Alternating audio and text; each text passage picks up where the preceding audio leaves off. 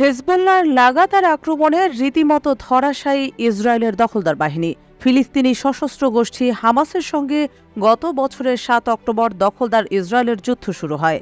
গাজাবাসীর প্রতি সংহতি জানিয়ে এর পরের দিন থেকেই হামাসের হয়ে লড়তে যুদ্ধক্ষেত্রে সামিল হয় লেবাননের ইরান সমর্থিত বিদ্রোহী গোষ্ঠী হিজবুল্লাহ।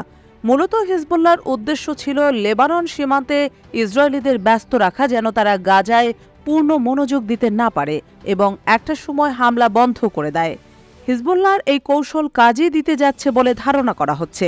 ইসরায়েলি সংবাদ মাধ্যম টাইমস অফ ইসরায়েল গত বুধবার এক প্রতিবেদনে জানিয়েছে, হিজবুল্লাহর হামলা বন্ধে ইসরায়েল গাজায় হামলার তীব্রতা কমানোর পরিকল্পনা করছে। তাদের আশা, যদি গাজায় তারা কম হামলা চালায় তাহলে হিজবুল্লাহ ইসরায়েলের বসতি লক্ষ্য করে কম রকেট ছুড়বে। এছাড়া হিজবুল্লাহর সঙ্গে যুদ্ধ এড়ানোর চেষ্টা করছে দখলদার ইসরায়েল। বিগত ৮ মাস ধরে হিজবুল্লাহর সাথে ইসরায়েলের হামলা পাল্টা হামলা চলছে। তবে সময় গড়ানোর সঙ্গে হিজবুল্লাহর হামলার তীব্রতাও বাড়তে থাকে, যা বিগত কয়েকদিনে উল্লেখযোগ্য পরিমাণে বেড়েছে। হিজবুল্লাহর হামলায় সীমান্তবর্তী বিভিন্ন অঞ্চলে আগুন লাগার ঘটনাও ঘটেছে। এর ফলে প্রচুর ইসরায়েলি সামরিক অবকাঠামো ক্ষতিগ্রস্ত হয়েছে বলে গণমাধ্যমগুলো বলছে।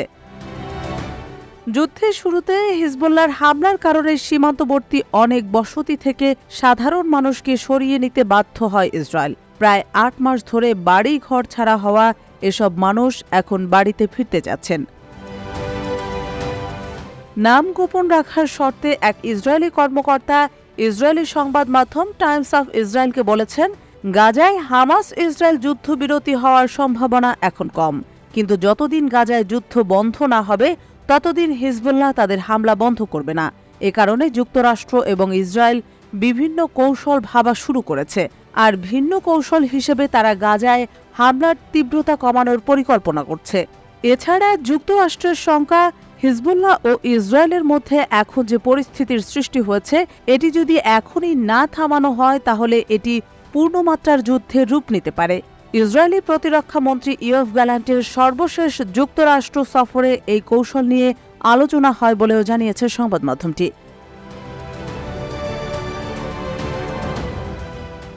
গাজার রাফাতে বর্তমানে ধ্বংসযজ্ঞ চালাচ্ছে ইসরায়েলি সেনারা। তবে হিজবুল্লাহর রকেট হামলার টাল সামলাতে না পেরে এবার রাফা থেকে পিছু হটছে ইসরায়েলিরা। সেখানে থাকা একটি ইনফ্যান্ট্রি ব্রিগেডের কমান্ডার জানিয়েছেন, আগামী ১ মাসের মধ্যে রাফাতে তাদের অভিযান শেষ হয়ে যাবে।